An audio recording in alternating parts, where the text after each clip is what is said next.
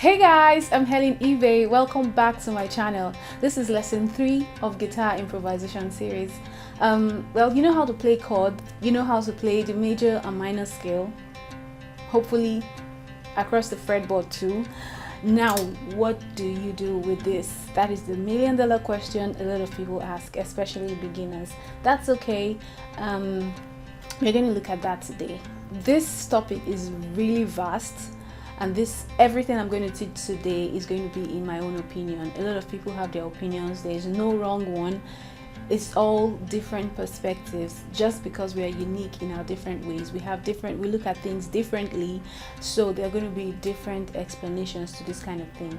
And it's kind of hard to teach, like I said in the first lesson, because it involves a bit of your personality and a bit of your perspective. You can always start from somewhere. You can be taught the basics and then you build up from there. So now you can play a scale, but you can't, this is not music, right? You can't keep on doing this for the rest of your life. You have to actually make it sound like music. Okay? For me, improvisation is about telling a story about the chord, or telling a story about the group of chords. That's a chord progression, right?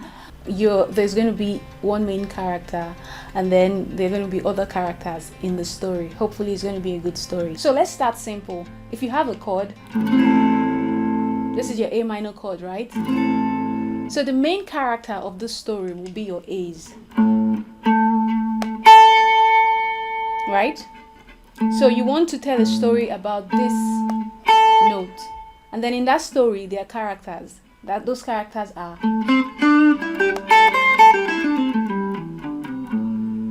So let's put on a loop, for example, and try this out.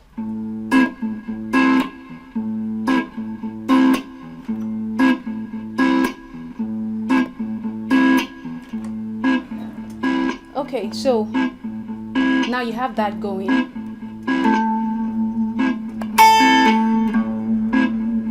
Even if you play this, it still sounds good because you're emphasizing the main character, right? And then let's introduce the other characters of the story.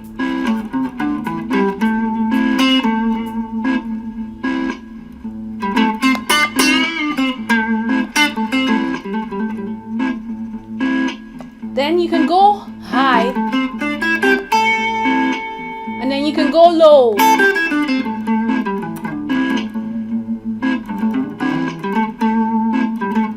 Create tension. Back to it. So whenever you're confused, you can always go back here. But of course, you won't want to be sounding like this forever. And now you see where our other shapes, our other patterns, scale patterns that we did the last time comes in, right?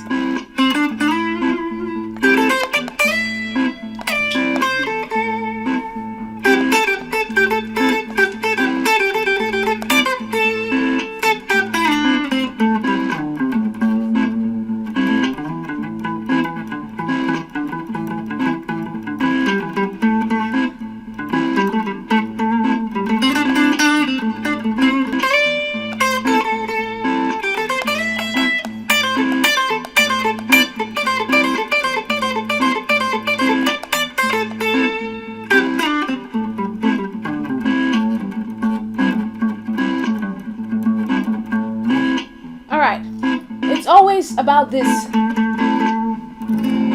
because you're emphasizing this is the main character of the story. So every other thing that you're doing is just embellishment. Every other thing you're doing is connecting to this. So you see why we need the other shapes, so you can walk your way across the fretboard. For example,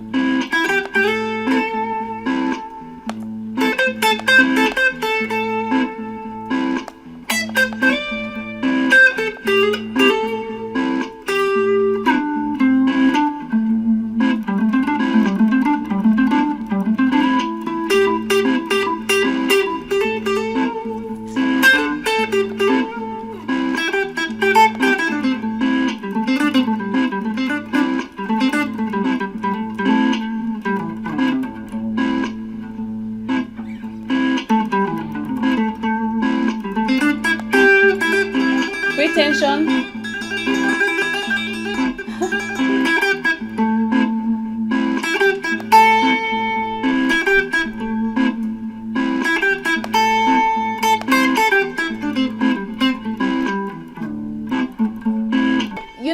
like this forever, but I'm just telling you how you can start with these kinds of things. Okay, so you can always run back here to the old home note every time, so you have to know where it is at all times. Okay, so that is the reason why we did previous lessons. You can see how everything is now kind of coming together, why you need those lessons. If you've not seen them, please go and see them.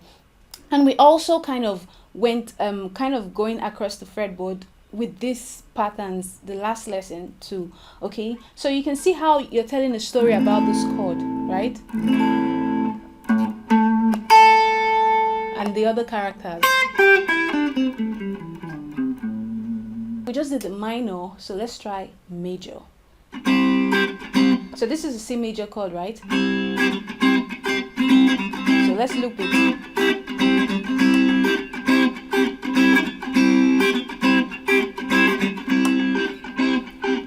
Okay, so this is your C, right? So now we want to actually emphasize this note.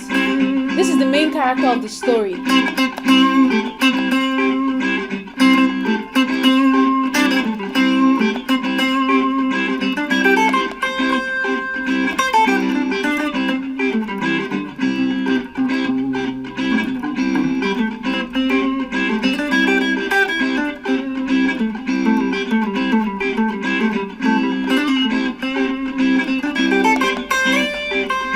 So now the story is about this note, right? So you can play around.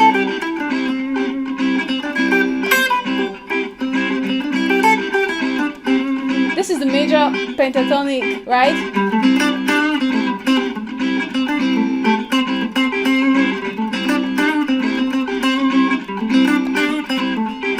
So guys, for me, this is exactly how you start. At the end of the series, we're actually going to talk about transcribing solos.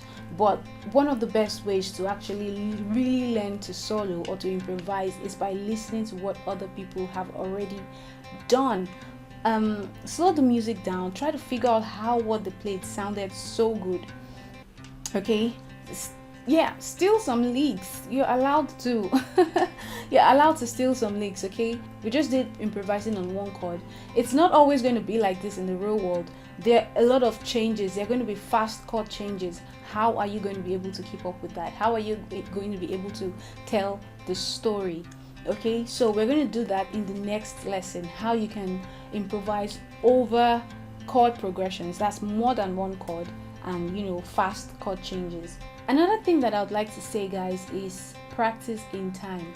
If you're not using a backing track, you should use a metronome. You want to be able to play in time, and that requires practice too.